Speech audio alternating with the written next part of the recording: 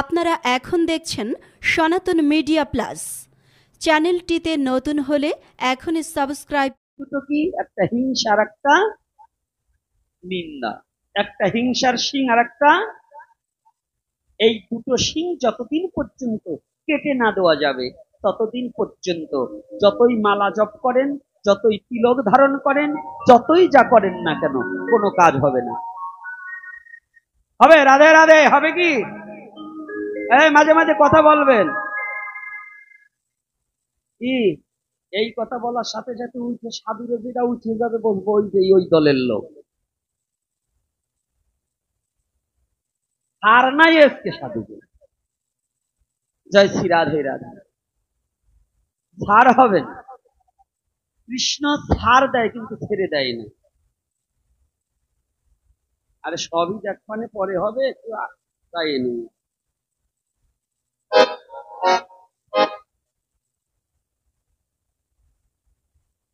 বাবারে তোমরা যে প্রশ্ন করছো এটা না তোর বউ কোথায়, আমিও খুঁজি, তাই এই বলতে বলতে বাংলাদেশ জ্বালা ফালা হয়ে গেছে। এখন ওই হিন্দু কল্যাণ টেস্টে বসেও গোপীনাথরে নিয়ে গুতগুতি হয়। ওই একটা তো আছে তোমাদের, ওই যে কারো দাদা কারো বাবা আর কারো খুড়ো। এই আমার সুধামা কৃষ্ণ দাস ওই হিন্দু কল্যাণ টেস্টে একটু চাকরি করে পরে পয়সা নিতে বলে, ও জায়গা গিয়ে ওই আলোচনার ভিতর পড়ে, সমালোচনার ভিতর পড়ে। বাংলাদেশে এখন এটাই সমস্যা, গোপীনাথ নাকি ব্রাহ্মণদের নিন্দা করে, কিন্তু ভুল কথা। যারা এইটা ধারণা করে আমার বোধ হয় ওরা জীবনেও আমার আলোচনা শুনে। ওই ব্রাহ্মণদের কখনোই নিন্দা করার মতো যোগ্যতা আমার নেই, কারণ একজন ব্রাহ্মণ আর একজন বৈষ্ণবেতে কোনো আলাদা কিছুই নয়। ভুলেও যেন কোনোদিন ব্রাহ্মণ নিন্দা না করি, তবে পা অঙ্গ যেন ছাড়িয়ে না দিয়ে যান। সাবধান, যে প্রশ্ন করছে আজকে তোমাকে ঘরেও কিছু পড়বে, তাই আজকে তোমাকে দিয়ে শুরু করি, তারপরে যে জায়গা শেষ হয়। এইখানে যে কথাটা আজকে প্রারম্ভে, এখানে রাঘবপুর, এই রাঘবপুরের আয়োজনের আর চতুর্থ রজনী। এই চতুর্থ রজনীতে যে কারণে যে কার্য জন্য আজ হরিকথা, আর আমার আলোচনাটা হচ্ছে একটু ব্যতিক্রম, ভক্ত গঠন করতে হবে। আজকে আসার সাথে সাথে মায়েদের বলছি ঘণ্টাটা দাও। এই অঞ্চলে সকল মায়েরাই দীক্ষা, অন্তত যশোর, মাগুরা, শালিখা, এই আরপাড়া এই অঞ্চলটায় বৈষ্ণবের সংখ্যাটা বেশি। এবং এটা আর একটা দিকে ধন্য, যে দেশে আমার মহাপ্রভু সাক্ষাৎ নিজেই এসেছিল। এই তালকড়িতে আমার দয়াল গৌরহরি নরোত্তম দাস ঠাকুর মহাশয়ের গুরুদেব যিনি লোকনাথ গোস্বামী মহাশয়, তাকে নেওয়ার জন্য, ভগবানকে আনার জন্য ভক্ত যায়, আর আমার গৌরহরি নিজেই কৃপা করে তার ভক্তকে নিতে এসেছেন দুবার। এটা কিন্তু একটা আলাদা, বাংলাদেশের মধ্যে এই তালকড়ি জায়গাটা কিন্তু আলাদা একটা জায়গা, এটা জেনে রাখবেন। গৌর লীলার মধ্যে ওই আদি পিত্রালয় ছিলেন শ্রীহট্টে, ওখানে প্রভু আসেন, কিন্তু তালকড়িতে প্রভু এসেছিল। ওটা পূর্বে ওনাদের পিত্রালয় ছিল, আর মহাপ্রভু তার ভক্ত সঙ্গ এখানে তৈরি করেছিল ভক্তকে নিবার জন্য। সাক্ষাৎ ব্রজেন্দ্রনন্দন গৌরহরি নিজেই কৃপা করে ওখানে এসেছিলেন। আপনাদের পরম সৌভাগ্য, এই অঞ্চলে জন্মগ্রহণ করেছেন। যদিও এই অঞ্চলে জন্মগ্রহণ না করেন, এই অঞ্চলে সঙ্গ পান, ওখানে গিয়ে একটু গড়াগড়ি দেওয়ার সৌভাগ্য আপনাদের হয়।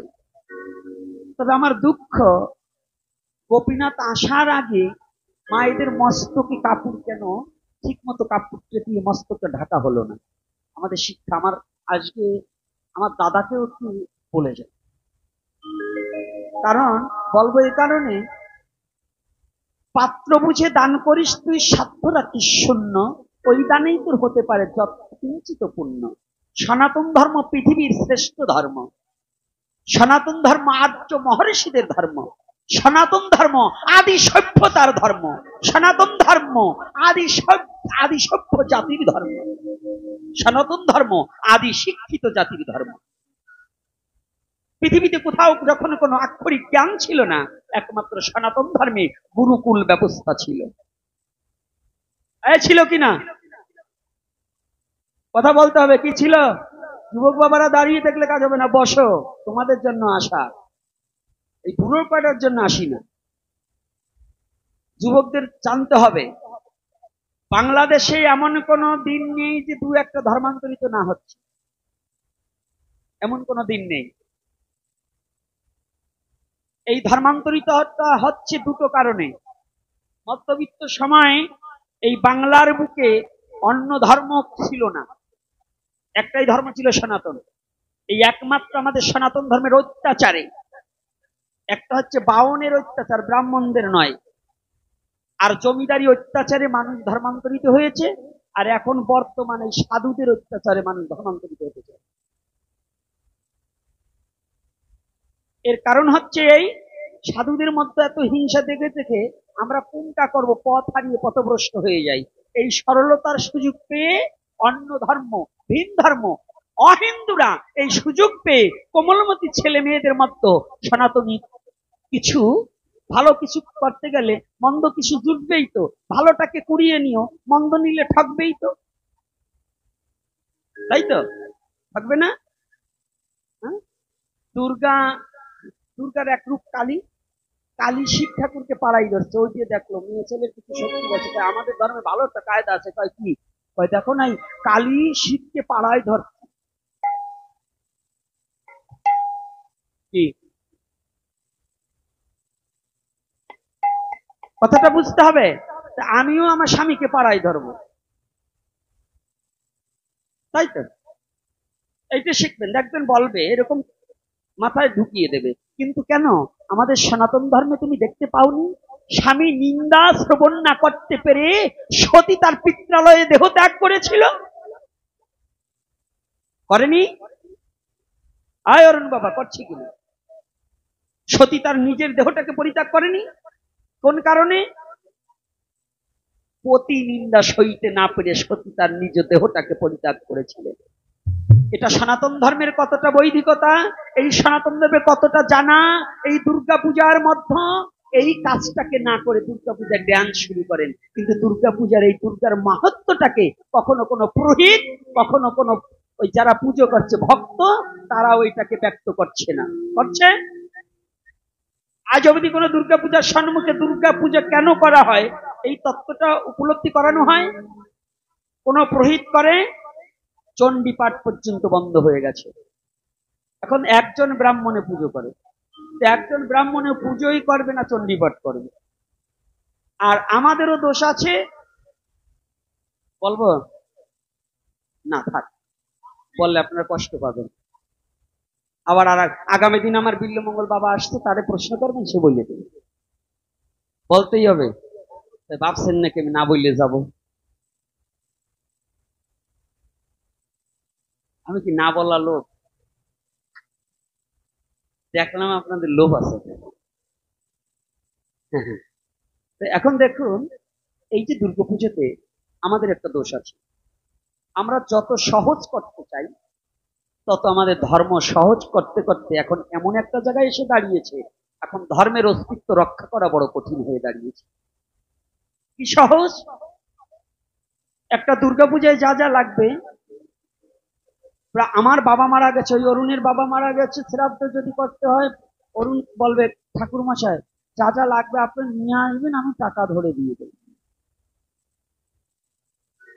কি এটা বলে না, টাকা ধরে দিয়ে দেবে। সব কাজ কি টাকা ধরে দিলে হয়ে যায়?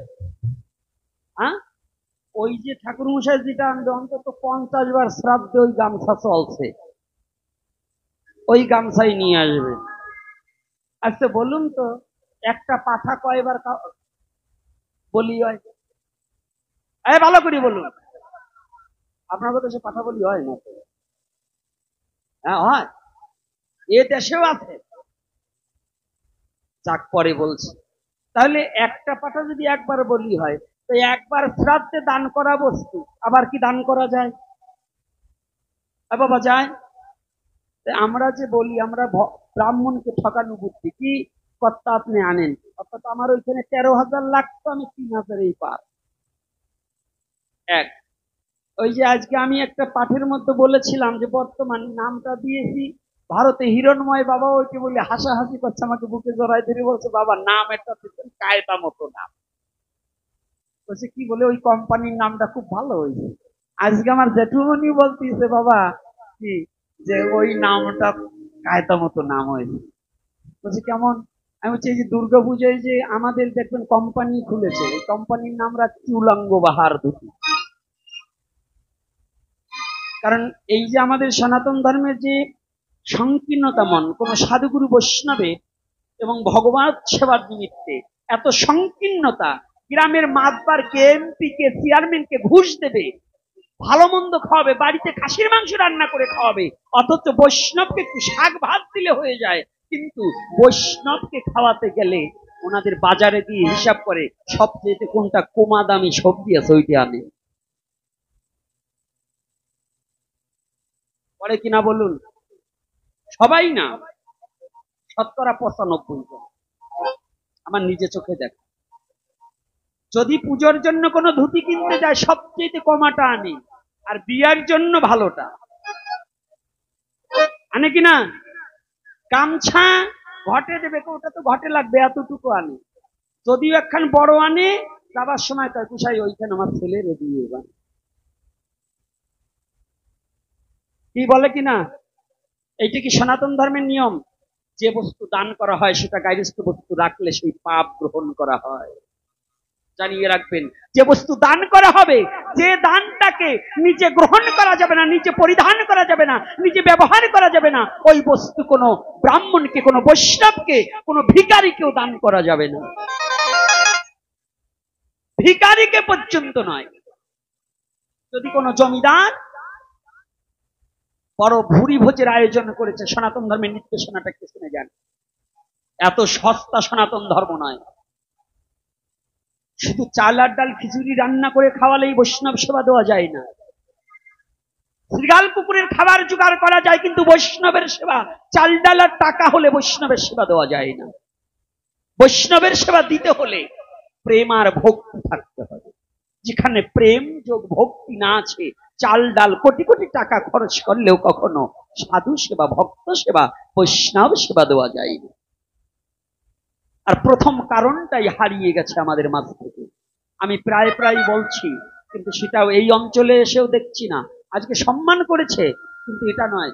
যদি কারো বৈষ্ণব সেবার ভক্ত সেবা এক নয়, ভক্ত সেবায় অনেক কিছু না করলেও হবে, যদি বৈষ্ণব সেবা দিতে হয় তাহলে প্রতিটি ওই গার্হস্থ্য ব্যক্তি নিজে ভিখারির মতো সেজে, ললাটে উদ্ধপিণ্ড তিলক ধারণ করে, একখানা বহির্বেশ পরিধান করে, গলার উপর একখানা বস্ত্র দিয়ে, এক বালতি জল, একটা গামছা নিয়ে পথের দ্বারে দাঁড়িয়ে থাকবে। ওই দিন যদি একটা কুকুর পর্যন্ত এই বাড়িতে প্রবেশ করে, তার চরণ ধৌত করতে হবে। ওই গার্হস্থ্য বাড়ি গৃহস্থ ব্যক্তি যে বৈষ্ণব সেবা দেবে, ওই কর্তাপক্ষের নিজের ভিখারি, সেদিন তার কোনো বক্তৃতা নেই। আজকাল আমরা বৈষ্ণব সেবা দিয়ে আমার বক্তৃতার সাথে যাদের আনি পাঠকই পাঠ করতে পারে না, আমার বক্তৃতাই করতে। এজন্য দুঃখ, এগুলো দুঃখ। এই বক্তৃতা টক্তৃতা বন্ধ করতে হবে। তোমার সেদিন ভিখারি সাজতে হবে, দিনহীন কাঙাল সাজতে হবে। ভুলে গিয়েছো তুমি নিজে ভগবান কৃষ্ণ। সনাতন ধর্মটা দর্শন কি জানেন? আজকে একটু একটু করে বলছি, কারণ একদিনের আলোচনায় আমার পোষায় না। একদিনের আলোচনায় আমার পোষায় না। কোথা থেকে একটু লীলা ধরবো, কি দুটো জীবনের মুখী কথা বলবো, কিংবা সমাজ সংস্কারের কথা বলতে হবে, খালি গ্রন্থের পৃষ্ঠে উল্টিয়ে কথা বললে কাজ হবে না। কারণ যে কথায় আমার জাতির উন্নত হবে না, আমার সমাজ গঠন হবে না, আমার হিন্দুত্ব প্রকাশ পাবে না, ওই পাঠক আমার দরকার করে।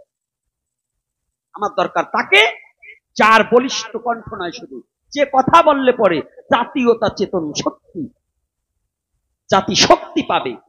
এই কথা এখন বর্তমান আমাদের একান্ত প্রয়োজন আছে। আছে কিনা? জাতীয়তার কথা প্রয়োজন নেই?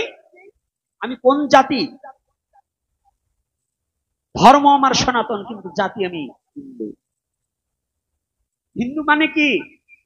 একজন ব্যাখ্যা করছে, কয় যাদের হীনতা তাদের হিন্দু বলা হয় না। হিন্দু মানে যার হীনতা নেই, যার দুর্বলতা নেই। দুর্বল হচ্ছে কাপুরুষতার লক্ষণ। সনাতনী জাতি কখনো দুর্বল হয়ে থাকবে না। চৈতন্যতা প্রাপ্তি হতে হবে, আমার মহাপ্রভুর আদর্শিত হতে হবে। ভুলে গেছে সেদিনকের কথা, আজকে বৈষ্ণব সেবা মুখে মুখে বলা হচ্ছে, কাজে হচ্ছে না। কোনটা? যেদিন যুধিষ্ঠির রাজসয় যজ্ঞে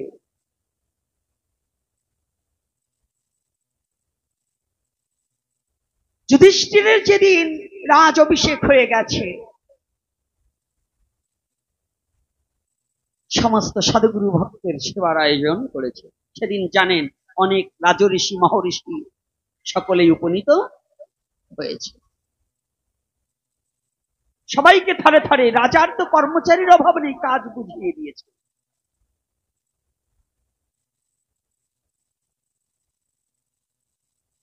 সবাইকে সমস্ত কাজের দায়িত্ব দিয়ে দিয়েছে, কোনো কাজে বাকি নেই।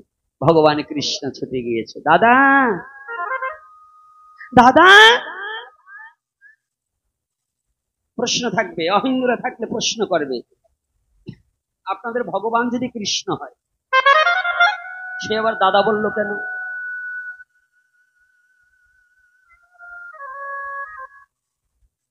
আমাদের ছেলেরা প্রশ্ন করবে না, ভগবান তার আবার দাদা থাকে না? সে তো সবার বড়, তার বড় কে? কি বাবা, তার বড় কেউ হবে? তার বড় কেউ নয়। এর কারণ হচ্ছে, যে নির্বোধ গুলো বলে ভগবান তো সবার বড়, তার আবার দাদা থাকে নাকি, সেই নির্বোধকে একটু বুঝাবার নিমিত্তে বলছি। একটু বুঝে নিন, আপনি ভালো করে একটু বুঝতে হবে। স্ত্রী বাচ্চাটাকে কোলে নিয়ে বাবাকে চিনে না, কোলে নিয়ে কাঁদছে। স্ত্রী বলছে, খোকা কেঁদো না, ওই যে বাবা আসতেছে, ওই যে বাবা। বাবা কার? বাচ্চার নয়, স্ত্রীর। কার বাবা? বাচ্চার বাবা না? তাহলে ওই মা বাবা বলছি কেন? ওনার তো স্বামী, উনি বাবা বলছি কেন? একটা কারণ আছে। যদি মা যদি সন্তানকে বাবার সাথে পরিচয় না করিয়ে দেয়, তাহলে বাবাকে সন্তান চিনতে পারে না। ভগবান সম্বন্ধ লইয়া ভজে, তাহে কৃষ্ণ নাহি তাজে, আর সব মরে অকারণ। আমার অনন্ত কোটি ব্রহ্মাণ্ডের মহাপরিচালক জগৎ জীবকে শিখাইবার নিমিত্তে আপনি ছোট হইয়া অপরকে সম্মান দান করিয়া জগৎকে শিক্ষা দান করলেন। এজন্যই যুধিষ্ঠিরকে দাদা বলে ডাকছে, না হলে দাদা বলার কোনো কারণ নেই। দাদা কৃষ্ণ,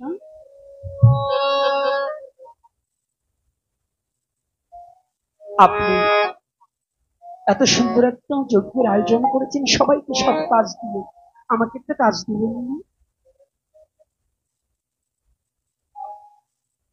কৃষ্ণ,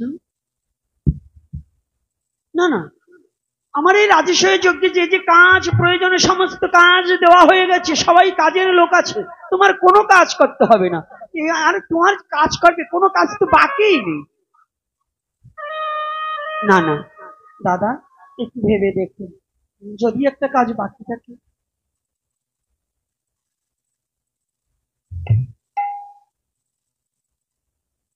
না, কোনো কাজ বাকি না। দাদা, যদি একটা কাজ বাকি থাকে আমাকে দিন। কৃষ্ণ, কোনো কাজ বাকি নেই, আমি বারংবার ভেবে ভেবে দেখেছি, কোনো কাজ করতে বাকি নেই, সবাইকে সব কাজ বুঝিয়ে দিয়েছি। দাদা, আমার মন বলছে একটা কাজ বাকি আছে, সে কাজটা আমাকে দেবেন তো?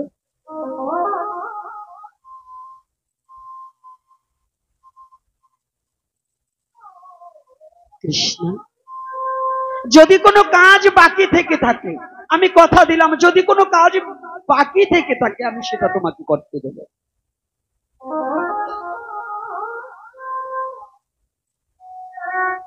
দাদা দেবে তো? হ্যাঁ দেবো। আবারও কথা দাও, দেবে তো? হ্যাঁ দেবো। আবারও কথা দাও, দেবে তো? হ্যাঁ দেবো। দাদা আজ তোমার রাজসভায় কত সাধুগুরু মহাপুরুষ, কত মুনিগণ তোমার এই রাজ প্রাসাদে প্রবেশ করবে, একটা কাজ বাকি হয়ে গিয়েছে। তুমি তো আমার সাথে কথায় আবদ্ধ হয়ে গেছো, বলো তাদের চরণ ধৌত করার কাজটা তো কাউকে দেওনি, ওই কাজটা কেবল আমাকে দাও।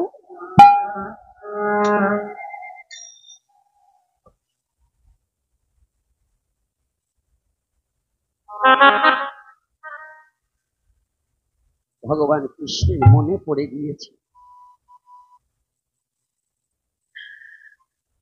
আমি ব্রজে যখন হেঁটে গিয়েছি,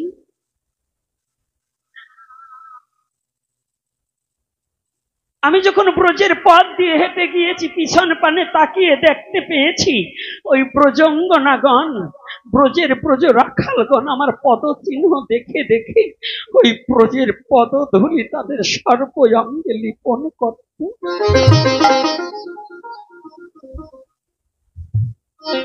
আমি ভগবান হয়েছি, কিন্তু কোনোদিন ওই ভক্তের পদে কি আছে কোনোদিন জানি না।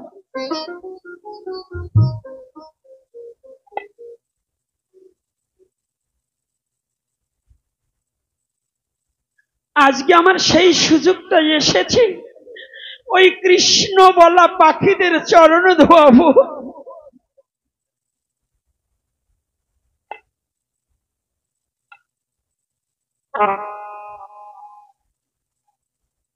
যুধিষ্ঠির বাঘ হয়ে গেছে, কৃষ্ণ দাদা না,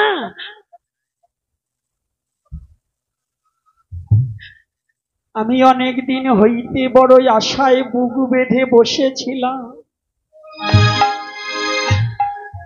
কতজন কৃষ্ণ বলে ধুলায় গড়াগড়ি যায়,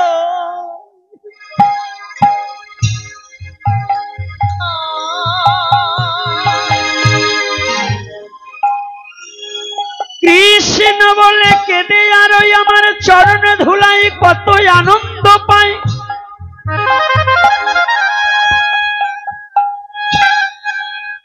আমি ভগবান হয়ে আমি জীবনে কোনোদিন ভক্তের চরণ ধোয়াইয়ে দেখিনি, দেখি না।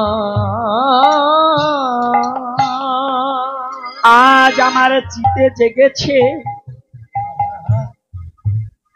আমি ভক্তের চরণ ধোয়াইব।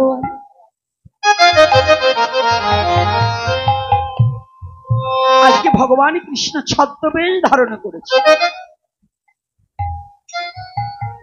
যোগমায়াকে স্মরণে করেছে, যোগমায়াকে ডেকে বলছে, যোগমায়া আজ আমাকে এমন রূপে তুমি আচ্ছন্ন করে রাখো যেন কোনো মুনি ঋষি পর্যন্ত আমাকে চিনতে না পায়,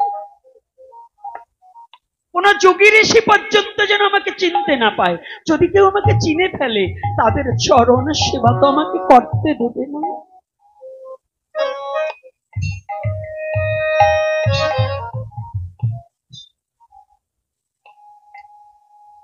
যোগমায়া ঠিক ভগবানকে এমন ভাবে সাজিয়েছে ব্রহ্মাও চিনতে পারেন, চতুর্মুখ ব্রহ্মাও গোবিন্দকে চিনতে পারেন। তারে বসে বসে সমস্ত ভক্তদের চরণ ধৌত করছে। যার চরণ পাইবার নিমিত্তে যোগী থাকে যোগ সাধনে, ব্রহ্মা পায় না ব্রহ্ম জ্ঞানে, সেই গোবিন্দ আজ ভক্তের চরণ ধোয়াবার জন্য যুধিষ্ঠির রাজ প্রাসাদের রাজে কেটে বসে আছে। গোবিন্দ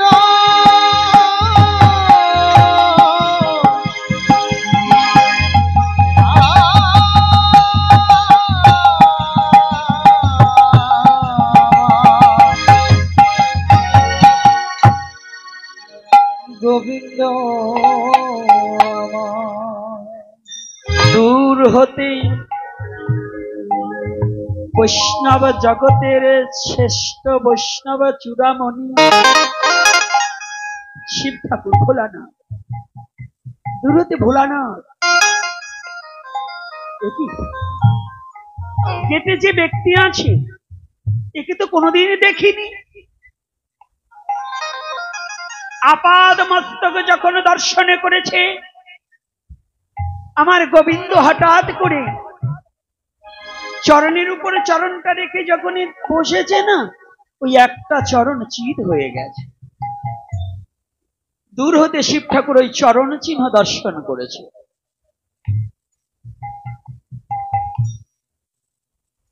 দূর হতে বৈষ্ণব শিব ঠাকুর ওই চরণ চিহ্ন দর্শন করে বলছে, ঠাকুর ও প্রভু, তুমি এত ছলনাময়। ঠাকুর, এ জগতে তুমি সব লুকাতে পারো, জানো, পৃথিবীর সব তুমি লুকাতে পারো, কিন্তু তোমার ভক্তের কাছে তো তোমার চরণ কোনোদিন তুমি লুকাতে পারো না। ওই চরণ দুখানা যে তোমার ভক্তের,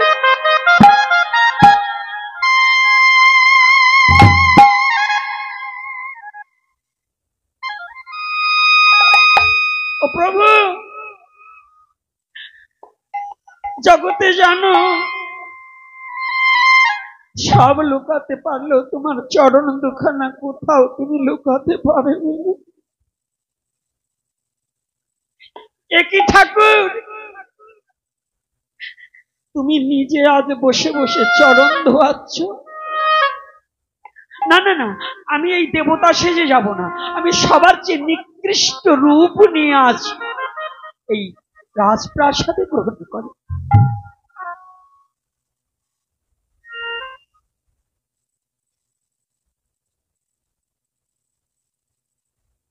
চলেছে আজকে মূর্তিতে ধারণ করেছি কি, একটা কুকুর মূর্তি ধারণ করেছে। সাক্ষাৎ ভোলানাথ কুকুরের মূর্তি ধারণ করেছে।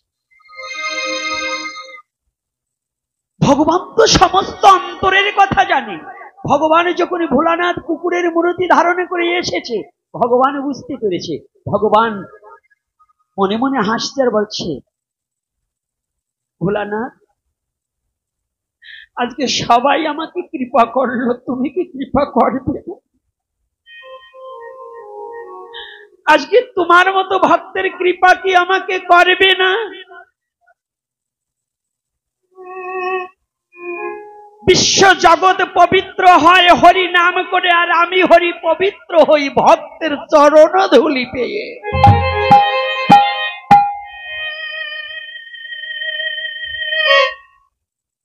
তুমি আমাকে কৃপা করবে না?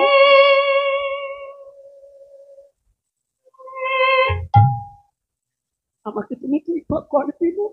ও, বুঝতে পেরেছি, আমার জন্য তুমি এত এত নিকৃষ্ট মূর্তি ধারণ করতে পারলে। এদিকে ভগবান চুপ করে বসে আছে, ভোলানাথ চলে যায়। পিছনে থেকে ভগবান কৃষ্ণ পিছনের কুকুরের পিছনের পাটা ধরে ফেলেছে। ও ভোলানাথ, তুমি কোথায় যাও? আর যেতে পারবে না, আজকের দায়িত্বটা তো আমার, তুমি কেন চরণ থেকে বঞ্চিত করবে? সবাই তো আমাকে চরণ দান করে। ভোলানাথ সাম্য মূর্তি নিয়ে দাঁড়িয়ে দুটি চোখের জল ছেড়ে দিয়ে বলছে, প্রভু, প্রভু,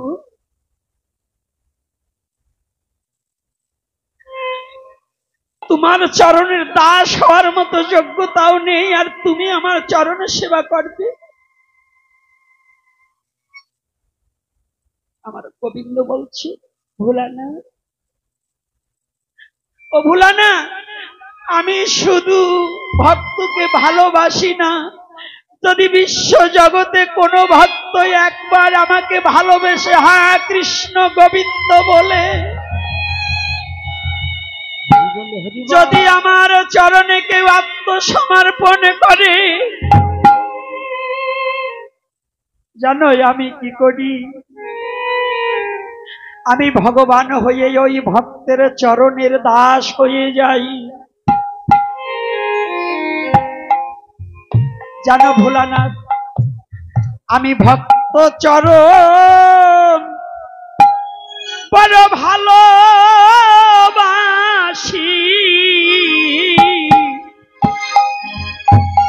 আমি ভক্ত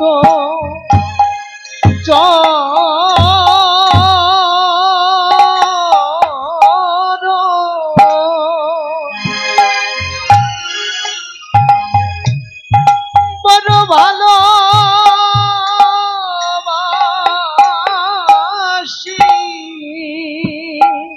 ওরে আমি ভক্ত চরণ বড় ভালোবাসি।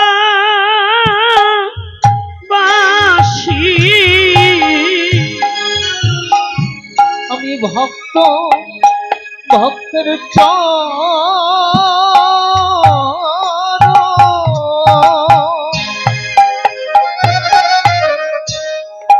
বড় ভালোবাসি।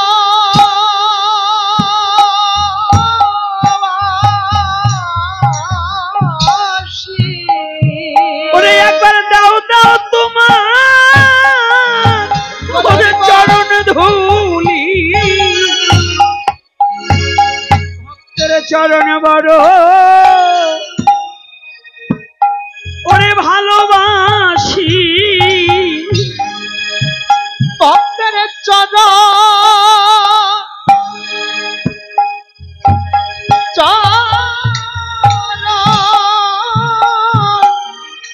বড় ভালোবাসি।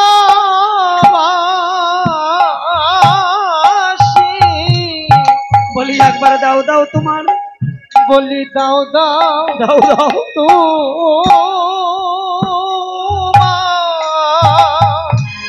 চরণ ধুলি, ওই চরণ ধুলি। ওরে আমি অঙ্গে মাখিয়া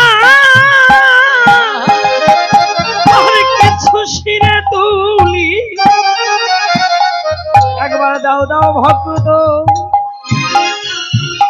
চরণ ধুলি। ধুলি অঙ্গে মাখিয়া আর শিরে ধরি, দাও দাও ভক্ত আমায় চরণ ধুলি। আমার গোবিন্দ বলছেন, শিব ঠাকুর হে, আজ তুমি কেন আমাকে বঞ্চিত করিবে? শিব ঠাকুর বললেন, প্রভু হে, আমার বাসনা তোমার কাছে, তোমার চরণ ছাড়া আমায় করো না।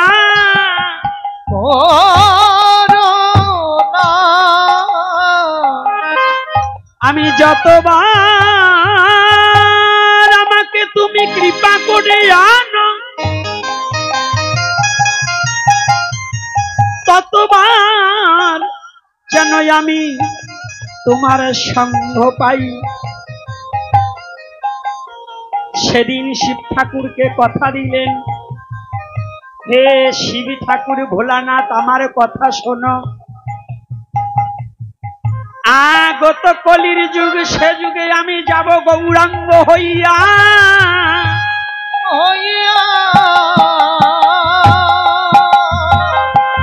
তুমি শিব রূপ বর্জন করিয়া অদ্বৈত হইয়া ভাইয়া বেড়াইবে কৃষ্ণ নাম লইয়া। হরে কৃষ্ণ কৃষ্ণ কৃষ্ণ হরে হরে, হরে রাম রাম রাম হরে হরে।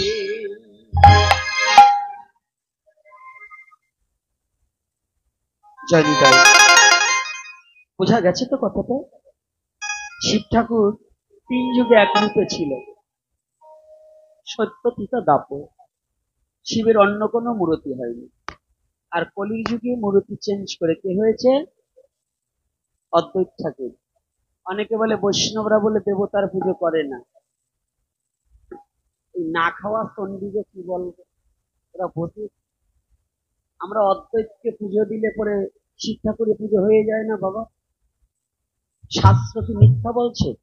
শাস্ত্রে কি আর মিথ্যা শিখায়? সকল শান্তির মূল শয়তান যাদের চাপলো ঘাড়ে, গাইল তারাই ভুল।